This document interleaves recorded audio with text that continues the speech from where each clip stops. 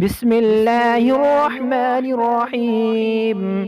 اللهم صل على سيدنا محمد وعلى آل سيدنا محمد صلاة تنجينا بها من جميع الأحوال والآفات وتقضي لنا بها جميع الحاجات وتطهرنا بها من جميع السيئات وترفعنا بها عندك أعلى الدرجات وتبلغنا بها أقصى الغايات من جميع الخيرات في الحياة وبعد الممات، إنك على كل شيء قدير.